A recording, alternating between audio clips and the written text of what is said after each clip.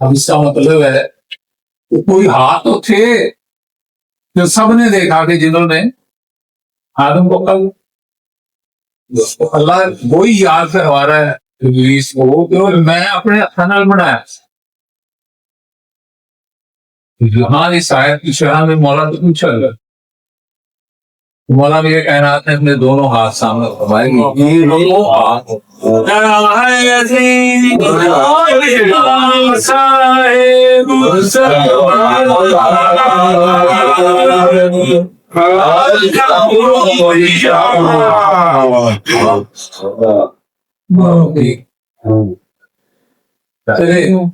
کچھ واقعہ پوری چل رہی بہت زیادہ. ایک واقعہ اور تھوڑا سا ایک کہہ مولا میرے کائنات کے پاس وہ کہہ رہے ہیں مولا مجھے خدا اللہ ہے.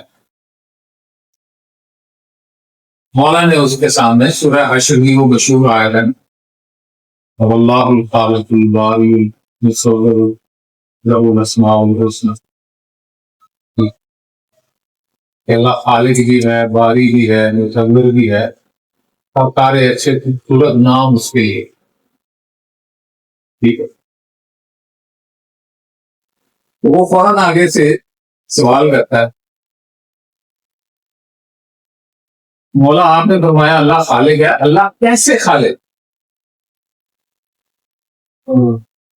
امام آگے سے فرماتے ہیں اللہ اسی طرح خالق ہے جس طرح میں خالق.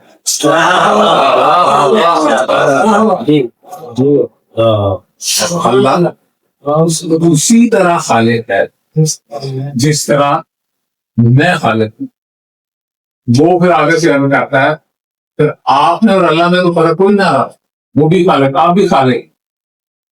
مولا فرماتے ہیں فرق ہے, اس نے جسے خلق کیا وہ مجھ جیسے, میں نے جنہیں خلق کیا وہ تجھ جیسے.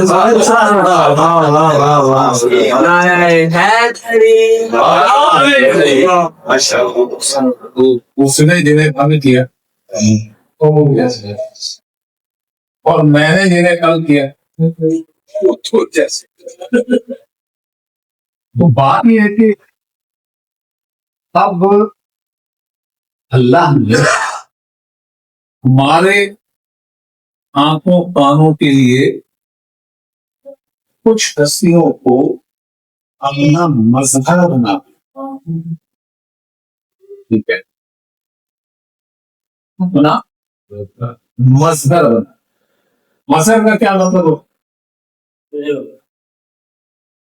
جی؟ اس جیسا, اس جیسا. میں بس بدلنا ٹھیک ہے. مظہر کا مطلب یہ ہوتا ہے کہ کوئی ایسی چیز جس کو اس کے ساتھ اتنی نسبت ہو کہ جیسے ابھی میں نے کہا بات میری زبان کرتی ہے لیکن وہ منسوب میری ذات سے کہ میں نے بات, حالانکہ چیز صرف زبان چلتا میرا ہاتھ ہے لیکن منسوب کس سے ہو جاتا ہے میری ذات کے ساتھ جس میں نفس بھی شامل ہے روح بھی شامل. تو مظہر اسے کہتے ہیں جو بے شک نظر آنے میں جگتا ہو, ایک ہو, منفرد, لیکن حقیقت میں اس کے پیچھے وہ ذات بھی جس کا وہ نظر یہ آئیں گے لیکن سمجھ میں وہ ہے وہ اس کو مظہر کہتے. اب اللہ نے جو اپنے مظہر بنائے, اگر ان مظاہر کو اللہ وہ ساری صفتیں نہ دے جو اس کے پاس ہیں پھر یہ مظہر ناقص ہو جائے.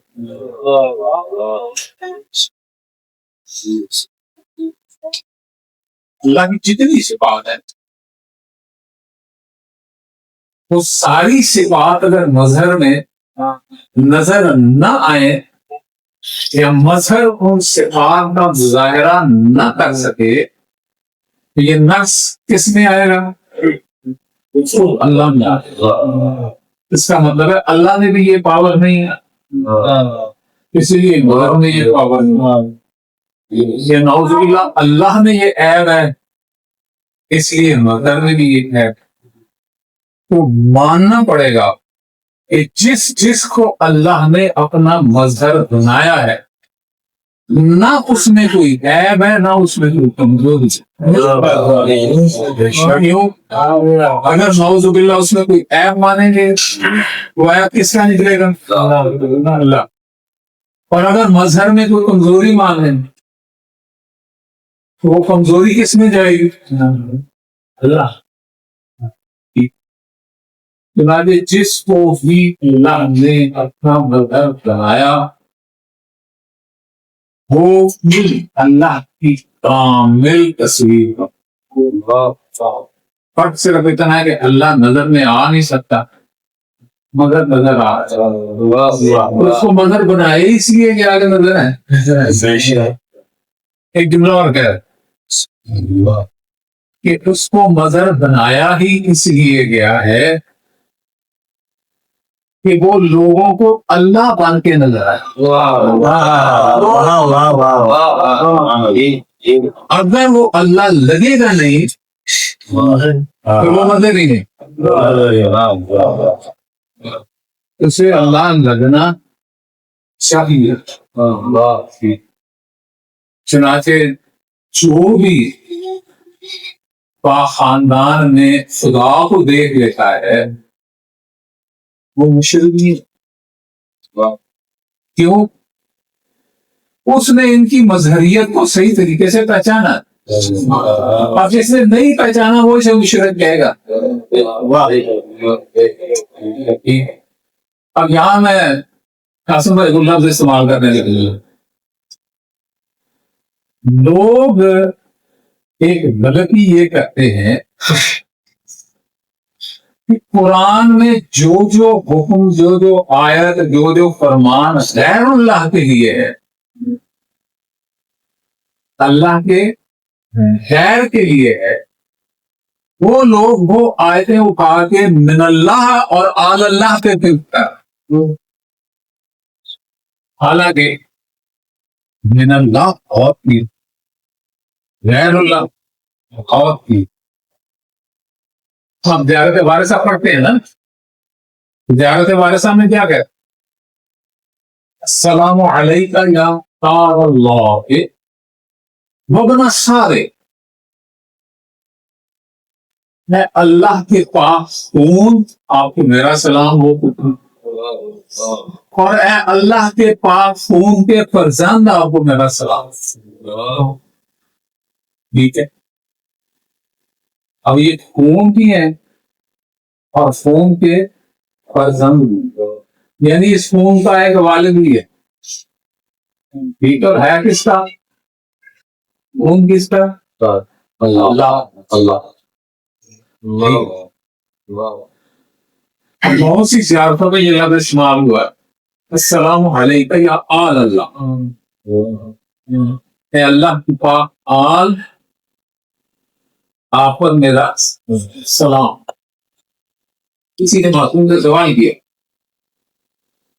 کہ ایک طرف تو آپ کہہ دیں کہ اللہ لم یلد ولم یولد، دوسری طرف کہہ دیں کہ یہ آل اللہ، تو یہ باتیں دونوں اکٹھی کیسے ہو سکتی؟ امام نے فرمایا ہم آل اللہ کس وجہ سے ہیں کہ ہمارا شجرا پہلے ہی قدم پہ خدا سے جا ملتا ہے۔ کیسے؟ لوگ حدیث معرفت نورانیہ دیکھ لیں، باقی حدیث دیکھ لیں، نبی کائنات نے کیا فرمایا کہ اللہ واحد و یکتا تھا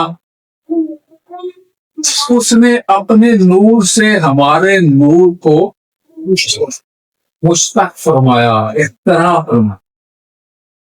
تو امام فرماتے ہیں کہ ہم اللہ کے نور سے ڈائریکٹ بنے ہیں، اس لیے ہمارا شجرہ پہلے اسپیشلی اللہ سے مل ہے۔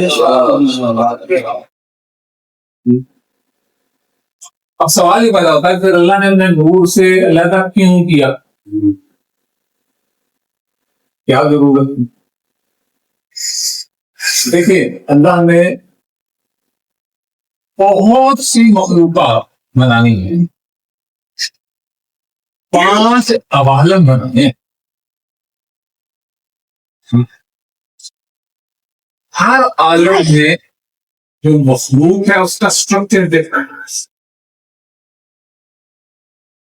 سب سے پہلے کون سا عالم بنا؟ عالم لاہوت، ٹھیک ہے۔ اب عالم لاہوت میں جتنی بھی مخلوق ہے اس کا اسٹرکچر کیسا ہے؟ لاہوتی، ٹھیک ہے۔ اب کیا لاہوتی اسٹرکچر میں یہ طاقت ہے کہ وہ اللہ کو دیکھ سکے؟ نہیں۔ اب لاہوتیوں کو اللہ کی پہچان کرانے کے لیے کوئی ایسا وجود ہونا چاہیے جو وجود میں لاہوتی ہو، حقیقت میں اللہ جیسا ہو۔ ٹھیک، چنانچہ اللہ نے ان کے اوپر کچھ حجابات ڈالے، لاہوتیوں کی برداشت کے مطابق بنا کے لاہوتیوں میں بھیج دیا۔ لاہوتیوں نے سمجھا ہم جیسا ہے، ٹھیک ہے، لیکن لاہوتیوں کو یہ شعور ملا کہ جب اس نور نے لاہوتیوں کو اپنی پہلی جھلک دکھائی، لاہوتیوں نے فوراً اس نور کو اپنا اللہ مان کے سیکھا۔ ٹھیک ہے، اب اس کے بعد دوسرا عالم بنا۔ دوسرا عالم کون سا تھا؟ جبروت، عالم جبروت۔ اب عالم جبروت کے لیے مخلوقات خلق کی گئی، ساری جبروتی مخلوق۔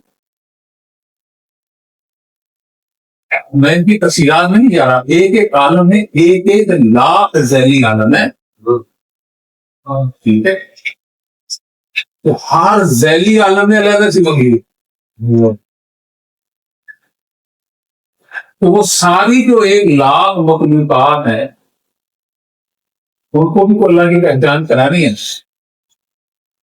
اب جبروتیوں میں یہ طاقت نہیں ہے کہ وہ لاہوتی کو دیکھ سکے، چنانچہ اللہ نے کچھ اور حجابات پہنائے اور ان پاک ہستیوں کا نور جو تھا وہ عالم جبروت میں نازل کر دیا۔ کسی طرح عالم ملکوت میں آ گئے، کسی طرح عالم ملک میں آ گئے، اور کسی طرح عالم ناسوت میں آ گئے۔ حدیث پاک میں یہ ہے کہ ہمارے نور کے اوپر 70,000 نورانی حجابات اور 70,000 ظلمانی حجابات ڈالے گئے، پھر ہم اس قابل بنے گا انسان ہمیں دیکھا۔ یہ جو ہم دیکھ رہے ہیں یہ اللہ کے نور کے اوپر 70,000 نورانی حجاب ہے، 70,000 ظلمانی حجاب ہے، پھر جا کے ہمیں نظر آ رہے ہیں اور ہم کہہ رہے ہیں مولانا کے کائنات رکھتے ہیں۔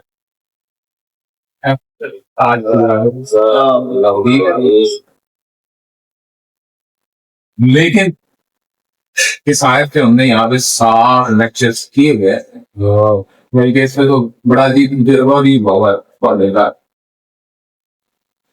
خداوند عالم قرآن پاک میں خود اس نور کے لیے لفظ استعمال کرتا ہے، للہ المثل الاعلی۔ دوسری سورت میں ارشاد فرماتا ہے کہ وَلَهُ الْمَثَلُ الْأَعْلَىٰ فِي السَّمَاوَاتِ وَالْأَرْضِ، تو اس کی مثل اعلیٰ ہے آسمانوں میں بھی اور زمین میں، ٹھیک ہے۔ اب کو چسکا تھوڑا سا انکریز کر، دو آیتوں میں کیا فرمایا کہ اللہ کے لیے مثل اعلیٰ ہے، ٹھیک ہے، اور ایک آیت میں کیا فرما دیا کہ لیسا تو مثل کی شے، اس کی مثل کوئی شے ہی نہیں۔ مجھے بھائی مسئلہ بانٹ گیا نا، دو آیتاں دے دیا نے جو دی مثل اعلیٰ ہے، ایک آیت کہندی وہ دی مثل شے ہی کوئی نہیں۔ اس مسئلے میں ایسے حل کریں،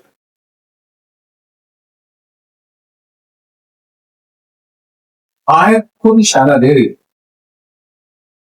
ٹھیک ہے، اشارہ کیا دے رہی ہے کہ وَلَيْسَ كَمِثْلِهِ شَيْءٌ، اس کی مثل کوئی شے نہیں، یعنی جن کو اس نے مثل اعلیٰ بنایا وہ شے نہیں،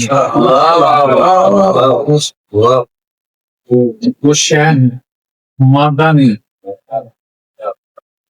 کہیں انبیاء سلامت رہے سفر سے آئے اور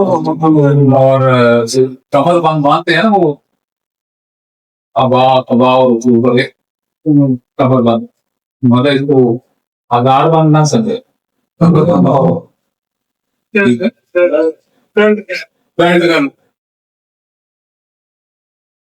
اب کمر بند باندھا ہوا ہے اور سلمان سے فرماتے ہیں اگر کمر بند پہ چھوڑ دیتا، سلمان تیل لگا رہا ہے گریں گی بول رہے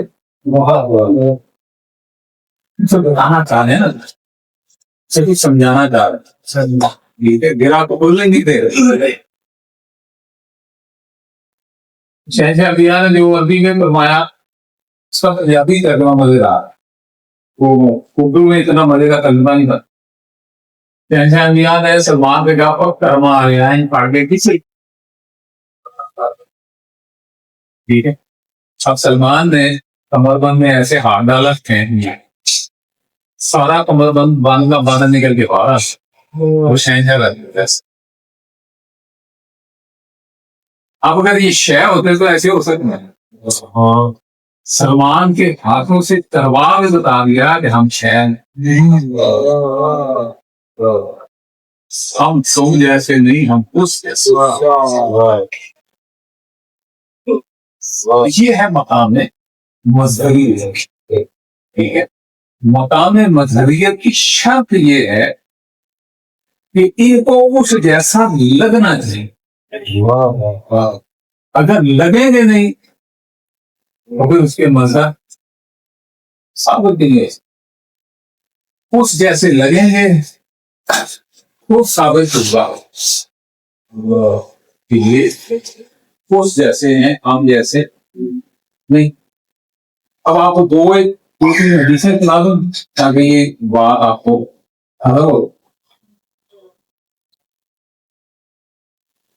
بات کی فال بھی وہ حدیثیں ہیں۔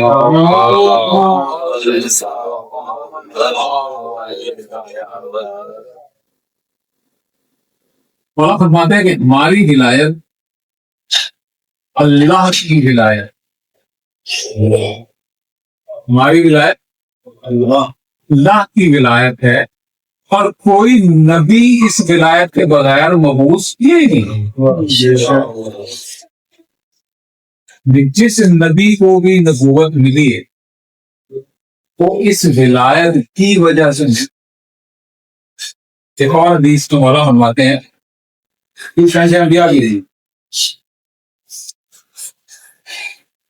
مولا فرماتے ہیں کہ جو کوئی بروز محشر اس حالت میں اللہ سے ملاقات کرے کہ اے علی وہ آپ جناب کی ولایت کا منتر، کوئی شخص بروز محشر اللہ سے اس حالت میں ملے گا کہ وہ مولا میر کائنات کی ولایت کا منتر ہوگا۔ کیا فرماتے ہیں کہ اس کی اللہ سے ملاقات ایک بت پرست کی طرح ہو،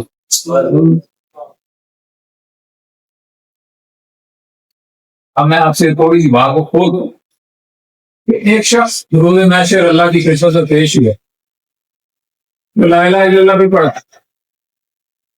محمد رسول اللہ بھی تھا، لیکن وہ شہادت اللہ علیہ ولی اللہ نہیں مانتا۔ حضور کیا فرما رہے ہیں کہ وہ اللہ کے سامنے ایسے پیش ہوگا جیسے کہ بت پرست پیش ہو۔ یا رسول اللہ، اس نے اللہ کی توحید کا اقرار کیا ہے، اس نے اشہد ان لا الہ الا اللہ پڑھا ہے، اس نے اشہد ان محمدا عبدہ و رسولہ پڑھا ہے، پھر بھی بت پرست۔ تو اس کا مطلب یہ ہے کہ اشہد ان علی ولی اللہ کہنا اتنا اہم ہے کہ اگر اسے لا الہ الا اللہ محمد رسول اللہ کے ساتھ نہ ملائے انسان بت پرست ہی ہے۔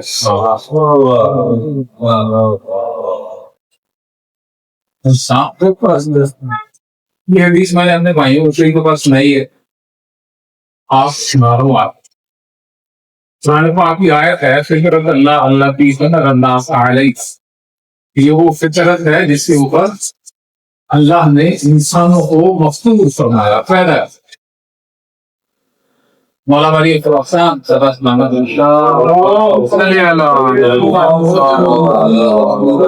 مولانا نے اس حدیث کی اس آیت کی تفسیر میں مختصر سی بات کی ہے، لیکن سارا مسئلہ حل کرنا۔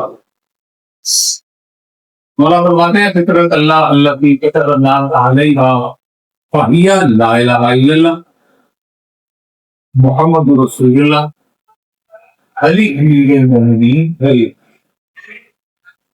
وہ فطرت جس پر اللہ نے انسانوں کو پیدا فرمایا، وہ فطرت کیا ہے؟ لا الہ الا اللہ محمد رسول اللہ علی امیر المومنین ولی۔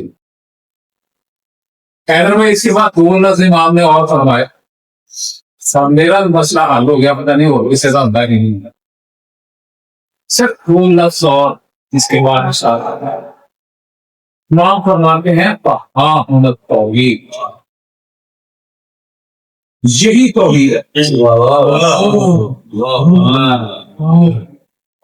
ہمیں جو سبق پڑھا دیا گیا دونوں میاں کی توحید کا، اس میں صرف لا الہ الا اللہ، جبکہ میرے امام نے مجھے یہ بتایا کہ توحید لا الہ الا اللہ بھی ہے، محمد رسول اللہ بھی ہے، علی امیر المومنین ولی اللہ، یہ تینوں ملیں گے تو توحید پوری ہوگی۔ اب اگر کوئی شخص اللہ کے سامنے بغیر علی ولی اللہ کے پیش ہوا، وہ ایسے ہی ہے نا جیسے کوئی بت پرست ہو، اس نے توحید ہی نہیں مانی۔ اب علی ولی اللہ کو علیحدہ کر کے ماننا یہ اسلام نہیں ہے، یہ دونوں بھیا کا جو اسلام ہمیں دیا اس اسلام میں توحید صرف لا الہ الا اللہ نہیں، اس میں لا الہ الا اللہ محمد رسول اللہ علی امیر المومنین ولی اللہ تینوں ملیں گے تو توحید میں۔ یہاں وہ بحث ختم ہو جاتی کہ نماز میں علی ولی اللہ پڑھنا ہے نہیں، تو واہ واہ واہ بحث ہی ختم ہو۔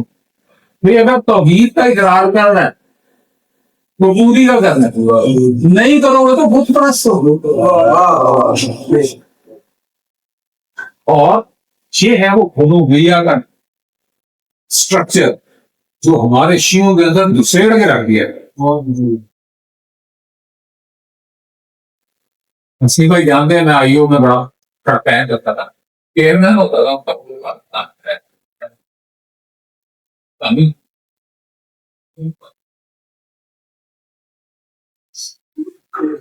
اس زمانے میں نے پاکستان کے شیعہ مدارس کی ایک پوری چین 3000 یونیورسٹی مالک نے مجھے اپنی دہلیز کا شعور عطا فرمایا اور میں نے بھائیوں سے جان چھڑائی۔ تو پھر میں نے ایک اور اسٹڈی کی کہ یہ جو 3000 مدارس ہیں ان میں سے صحیح عقیدے والے شیعہ مدارس کتنے؟ صرف 10۔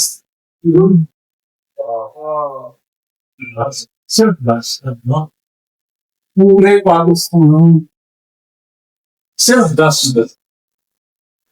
اب جب 2900 مدرسہ ایسے مولوی پیدا کر رہا ہے کیونکہ حنویہ کی توحید مجھے سکھا رہا،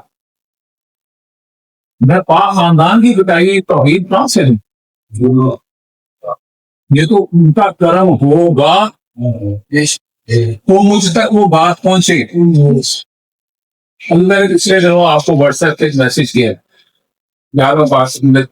حدیث، ٹھیک ہے، اس میں مولانا نے سولوشن بتایا، وہ واٹس ایپ میسج کہ آپ ان 2 پیرا پڑھے، مولانا کی حدیث ہے، آپ کی 2 پیرے کیا ہے؟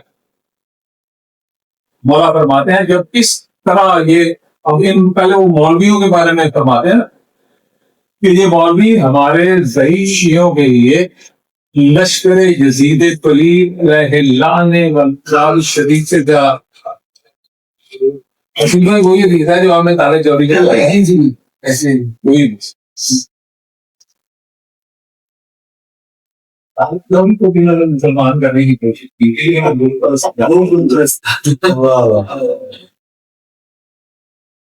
مولا آگے کیا کرنا؟ مولا فرماتے ہیں کہ اللہ جس مومن کے لیے، اب یہاں پہ پھر وہ نفس کی کیفیات آ جاتی ہیں، کہ اللہ جس مومن کے لیے یہ چاہے گا کہ وہ اسے ان کو تلبیس کافروں سے تلبیس مطلب کیا ہے؟ ابلیسیت سے بھرے ہوئے کافروں سے بچائے، کیا ہوگا؟ اللہ ان کے لیے ایک مومن پیدا کرتا جو ان تک سچائی کی بات پہنچائے۔ یہ ہو گیا۔ دوسرا حصہ، اللہ اس مومن کے قلب کو یہ توفیق عطا فرمائے گا کہ جو یہ برادر مومن بات کر رہا ہے صحیح ہے، مان رہا ہے۔ اب اصلی بھائی سمجھا رہے ہیں تعلق جوری ٹھیک ہے، تو وہ نہیں سمجھ رہا، یہ تو وہ برادر مومن ہے جو کوشش کر رہا ہے کہ اس تک دین پہنچے آگے، وہ مومن نہیں ہے جس کے قلب کے پاس توفیق ہو، ایسے بے توفیق قلب وہ مسلم ہوا، یہ وہ مسلم ہوا نہیں، وہ مٹی نہیں، سب سے مٹی کوئی وہ مٹی وہ پرس ہے نا، وہ پرس ہی ہے پیدا ہی نہیں۔ میں نے کسی نشست سے یہاں بھائیوں کو بتایا، شیطان نے اللہ تعالیٰ سے جو مہلتیں مانگی ان میں سے ایک مہلت یہ بھی تھی کہ پروردگار کو آدم کو ایک اولاد دے گا تو میں آدم کے گھر میں اپنی 2 اولادیں دوں گا، یعنی یہ جو 780 کروڑ انسان ہے، ٹھیک ہے، اس کا 1/3 ہوا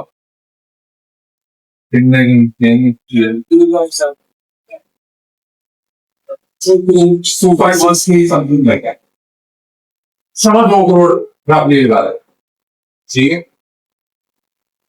2.6 یعنی 260 کروڑ جو ہے وہ آدم کی اولاد،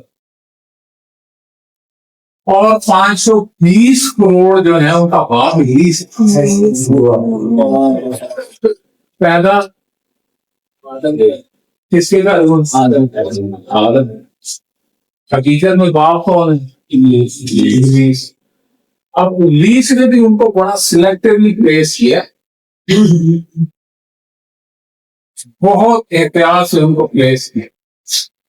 آپ کو مولویوں میں چاہے کسی بھی مذہب کے ہوں زیادہ ابلیس کی اولاد نظر آئے گی، وہ تو ہمارے مولویوں میں وہ ریشو کافی زیادہ کرتے ہیں۔ میں نے آپ کو بتایا 3000 مدرسوں میں تھے 80 در سے صحیح عقیدے والے 2,990 کرتا ہوں تسلیم. یہ سے ادھر تو ڈگری بھی لگا دیا. مجھے وہ تو یورپ تو کٹا رہے نا تو پھر کٹ لو ایسے زیادہ نہیں. تو اب جب اتنا حملہ بھرپور ہوگا تو یہ عدل الہی کے خلاف ہے کہ اس حملے کا توڑ کرنے کے لیے اللہ اس طرف تو مضبوط کو اپنا یہ عدل الہی کے خلاف. ٹھیک ہے. ایسے ایسے مومن کو وہ صحیح مٹی والا ہے خدا کے کبھی کے لنچ مانا یہ حدیث ہے. کیا فرماتے ہیں اگر ہم اپنی نظر کرم تم سے علیحدہ کر لیں تو ہمارے دشمن تمہیں پیس کے رکھ دیں.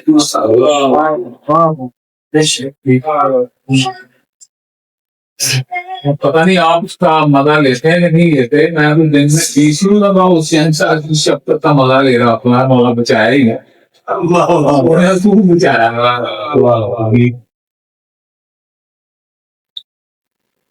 میرے خلاف میرے سگوں نے اتنی موٹی فائل جاری بنا کے سی ٹی وی کو نہیں دیجیے صحابہ کرام کو گالی ہے. یہ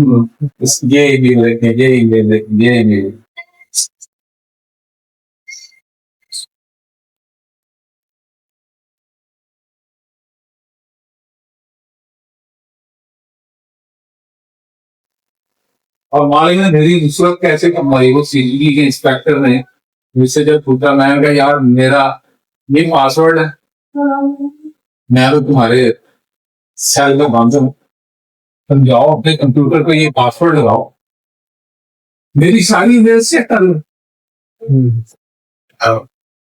اگر میرے مزار میں صحابہ کو گالیاں دینے ہوا تو تمہیں 20 کے سینکڑوں ہی میل مل جائیں. ہاں تو میرا مزاج ہی ایسا نہیں ہے تو یہ ایک بھی ایسی ہے.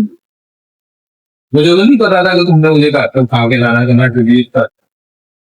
مجھے سرپرائز بھی ہے نا وہ کاغذ لے گا وہ دیکھ اس نے دیکھی ساری رات یہ لائی اور صبح سلیپ نہیں کی آپ اسی لیے سازش کی. میں نے بتایا کہ کس نے پہلے تفصیل بتا دی ہے لیکن اس کے باوجود مجھے 90 دن کے لیے نظر بند کرنی. ٹھیک ہے. لیکن مجھے اس شکنجے سے نکالا کس نے ثابت ہو جا وہ ایک ای میل میں نکلا. میں تو چودہ سال کے لیے میری ضمانت کی اپلیکیشن 2 سال بعد دائر ہو مانا والا میں گواری بچہ 9ویں کلاس کا پڑھ رہا ہے. اب 2 سال بعد جا کے تمہارا 9ویں کلاس کا 3 مہینے تو ماں باپ شکل نہیں ہے میری. آپ جو واٹس ایپ میسج وغیرہ کرے تھوڑی اتہاس کیا خاص طور پہ جائے سننا تو تھوڑی اتہاس کرتے ہیں بات ہی نہیں ہو. وہ واٹس ایپ میسج پہ پکڑا گیا. بات ہو رہی ہے کہ اللہ نے اپنے مظہر بنائے اس لیے کہ وہ مجھ میں آ کے رہ کے مجھے تو نہ سکے میں کیا. ٹھیک ہے. اب جن کو اللہ نے اپنا مظہر بنا کے بھیجا آپ کو یہ بتا پڑا کہ یہ امت ان کا اسی طرح احترام کرتی جیسے اللہ کا احترام گئی اس کے مگر ایسا ہوا. بیٹوں کے پاس اسپال نے بڑی عجیب حدیث سے ارشاد کرنا مجھے واپس دینے تشریف آئے اور شہنشاہ انبیاء کی مزار پہ کھڑے ہو گئے اپنا حال سنایا نا. اس میں ایک جملہ بڑا قیمتی مولا فرماتے ہیں نانا اللہ نے آپ کی رسالت کی فکرت ہمارے ساتھ مبتر قرار۔ مطلب نانا اگر آپ کی رسالت کی فکرت میں یہ ہوگا کہ آپ کی پاک آل پہ ظلم کیا جائے تو بھی یہ امت اس سے زیادہ ظلم نہیں کر سکتی تھی۔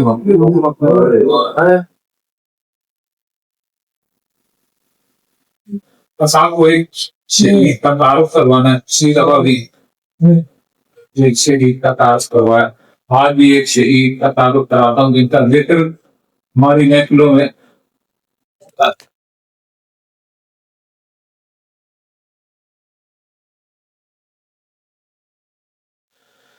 منظر یہ ہے۔ مولا کریم کربلا اپنے گلستان کے سارے خدا کی بارگاہ میں گلدستہ بنا کے پیش کر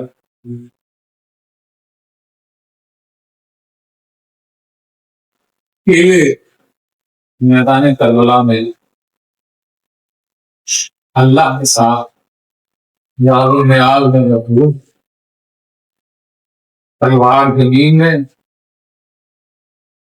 گاڑ کے تلوار کے دستے پہ اپنی پاک پیشانی رکھی ہوئے اور اپنے محبوب سے وعدے کا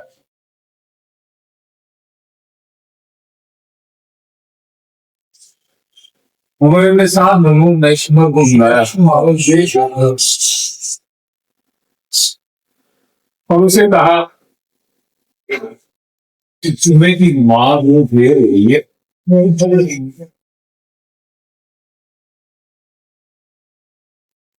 مولا کی خدمت میں شہادت کا جام دے۔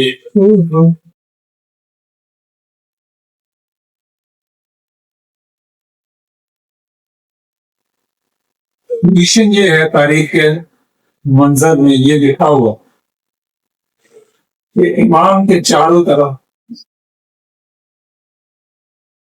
فوجیوں کا ایک بڑا سا سرکل ہے جس میں کئی تہیں ہیں، یہ گھٹنوں کے بل ہے، اس کے پیچھے کئی دائرے ہیں ان فوجیوں کے کھڑے، ان کے پیچھے بہت سے دائرے ہیں مطلب سواروں،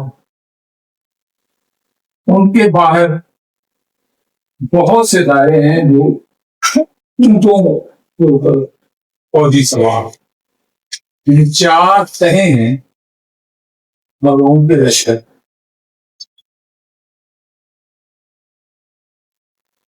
شمر ملعون نے لشکر کو آواز دی کہ تم میں سے کوئی ہے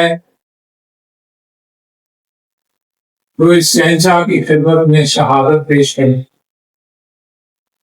400 بندہ سامنے، 400۔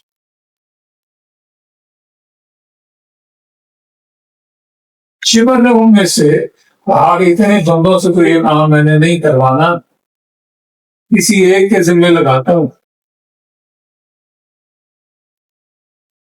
اس خبیث نے قومی کو بلایا، ہولی ملعون کو بلا کے کہتا ہے کہ سب سے زیادہ تیرا حق ہے کہ تو اس شہنشاہ کو شہید کر اور انعام حاصل۔ ہولی نے تلوار ہاتھ میں پکڑی، سر کے اوپر سے لہرانی شروع، اور کریم کربلا کے قریب آیا۔ کریم کربلا نے تلوار کی مٹھی کے اوپر سے اپنا سر بس بلند کیا اور اس ملعون کی طرف دیکھا۔ آپ جناب کا دیکھنا تھا کہ فولی ملعون خوف زدہ ہو کے وہاں سے پیچھے بھاگ گیا۔ شمر ملعون نے کہا یہ تو ہاں کیوں رہا، تو تو بہت دلیر ہے۔ فولی ملعون نے شمر سے کہا تو تو نے تو مجھے کہا کہ جا کے کریم کربلا کو جانا شہادت پیش کروں. میں وہاں گیا ہوں, میں نے دیکھا وہاں کو خود رسول اللہ.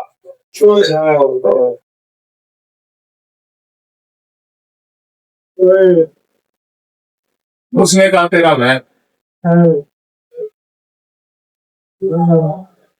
اس نے شیش بن ربی کو بلایا, اسے کہا جا یہ تو ایسی گھر کے واپس آ گئے, تو جا اور یہ کام کر. شیش بن ربی میدان میں آیا اور اس نے وہی تلوار اٹھائی جو کولی میدان میں پھینک گئے. اس نے وہ تلوار اپنے کندھے پہ ایسے رکھی جیسے آپ اکثر دیکھ سکتے ایسے کندھے پہ تلوار, یہ کندھے پہ تلوار رکھتے مولا کی قریب آؤ. اب مولا نے تلوار سے سرے اٹھایا نہیں, تھوڑا سا چہرہ مبارک موڑ کے اس کی طرف دیکھا. شیش بن ربی خوف کے مارے ڈر کے بھاگا, تلوار پھینکی اور واپس سمر کے سامنے تھا.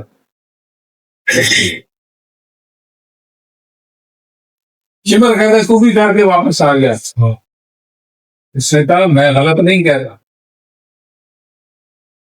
جب میں گیا ہوں اور میں نے دیکھا میدان میں تو مولا میرے کائنات بیٹھے. شمر نے کہا یہ تیرا وہم ہے. اب یہاں تاریخ کا ایک عجیب نقطہ سامنے آ رہا ہے.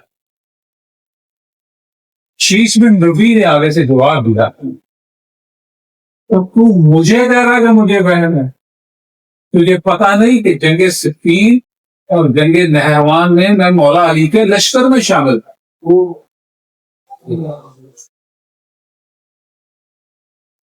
اس نے مولا میرے کائنات کی قیادت میں جنگ صفین بھی لڑی, جنگ نہروان بھی لڑی, لیکن زندگی کا انجام کیا ہو وہ امام کی نصرت کرنا کوئی فائدہ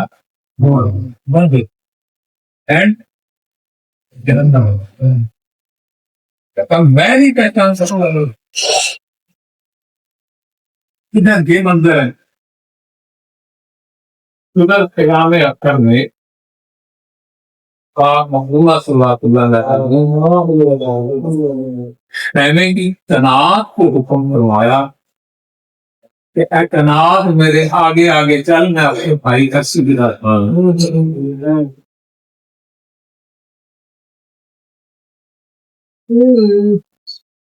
میر بن مسلم کہتا ہے تناعت آئی اور پیچھے بہت سے پردادار.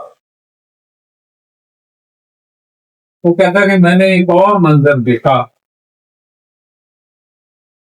کہ خیمے میں سے ایک پاک مستور برآمد ہوئے, ان کے ساتھ ایک بچہ ہے جس کا سن صرف 4 سال. اس نے ایک شاہانہ پوشاک پہنی, سر پہ سبز رنگ کا امامہ باندھا ہوا, کمر کے ساتھ ایک چھوٹی سی تلوار لگی ہے, لیکن معصوم کا قد اتنا ہے کہ وہ چھوٹی تلوار بھی زمین پہ لگی ایسے ہے.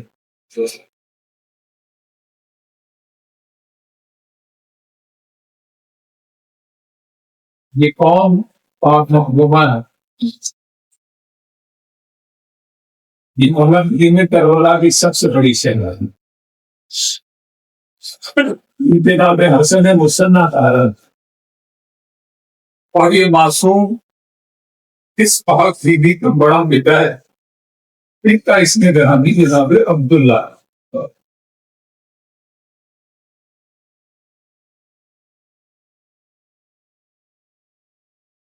تناب کے پاس آ کے پاک مظمہ نے اپنے بیٹے کے رخساروں پہ غصے دی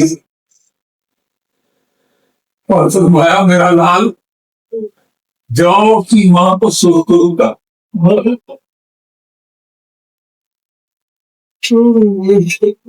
ابو شہزادہ بڑے فخریہ انداز میں میرے دوسرے پہ یہ لفظ ہے عموماً ایک ایسا ماحول جس میں ہر طرف لاشیں نکلی پڑی ہیں، ہر طرف خون ہی خون ہے، ایک چھوٹا بچہ بہت خوف زدہ، عجیب شان بھی اس معصوم کی کہ اس کے اوپر ان لاشوں کا کوئی اثر نہیں، بڑے فخر سے چلتا ہوا میدان میں تشریف لایا۔ اب ایک اور منظر اس نے لکھا ہے، یہ لفظ ہے اس کے، کہتا ہے شہزادے کے دونوں کانوں میں گوشوارے لٹک رہے تھے، جب شہزادہ چلتا تھا وہ گوشوارے بڑے پیار سے ملتے ہیں۔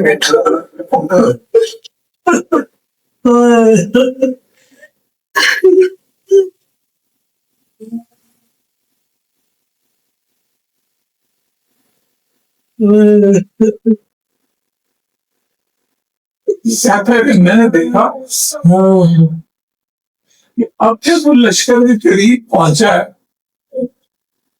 تو سواریاں ایک دوسرے سے اتنی قریب تھی اور راستہ نہیں تھا، پیدل چل کے گزرنے کا راستہ نہیں تھا۔ وہ شہزادہ گھٹنوں کے بعد چلنا شروع کیا اور سفاریوں کی ٹانگوں کے درمیان میں سے نکلتا اپنے نانا کے قریب پہنچا۔ شہزادہ ہے، اس کا دادا امام مصطفیٰ، اس کا نانا کریم کربلا ہے۔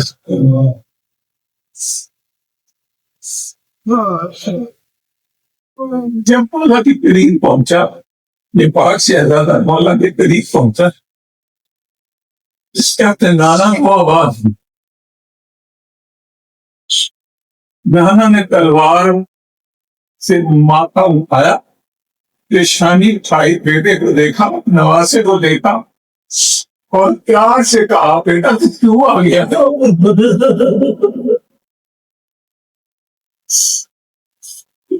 بیٹا تیری ماں تنہائی میں کیا کرے گی؟ اللہ تو اپنی ماں کا سرمایہ ہے۔ وہ پاک شہزادہ اور ماتا کے دادا جان، یہ تلوار کو اماں نے کمر کے ساتھ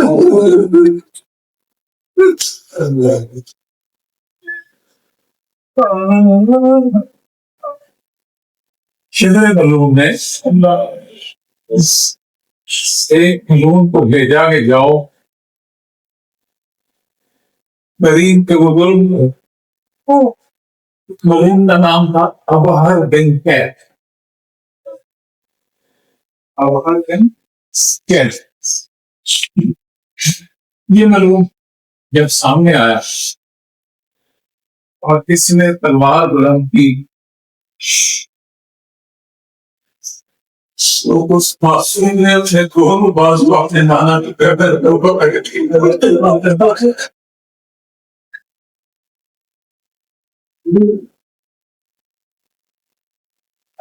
یہ لفظ ہے، مثال ہوتی کتاب میں، یہ مثال لکھی ہے کہ جب کسی ریشمی اور نازک چیز کے اوپر آپ تلوار سے وار کریں، وہ چیز پھٹتی نہیں، تلوار کے ساتھ لپٹ جائے۔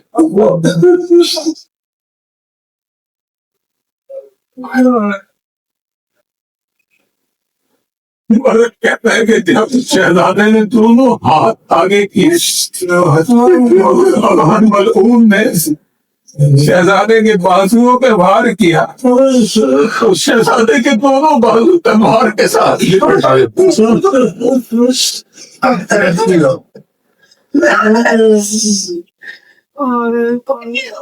امام نے فوراً معصوم کو پکڑا، گود میں لیا، پیار کیا اور فرمایا، میرا لال تو نے بھی اپنے دادا عباس کی سنت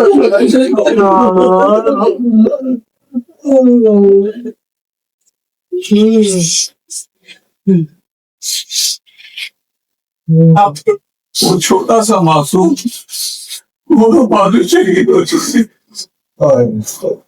اپنے نانا کو کبھی ادھر سے گھوسے دیتے.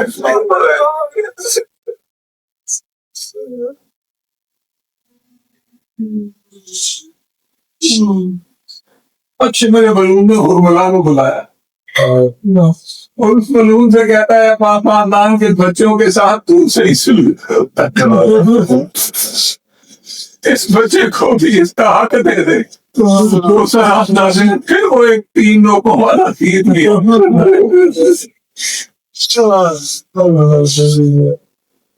اور اس 3 لوگوں والے تیر نے اس معصوم کو گلے سے گلے اس کان سے اس کان سے سیدھے آگے امام کے سینہ امام نے فرمایا میرا لال تو نے تو یہ آسگر کی سنت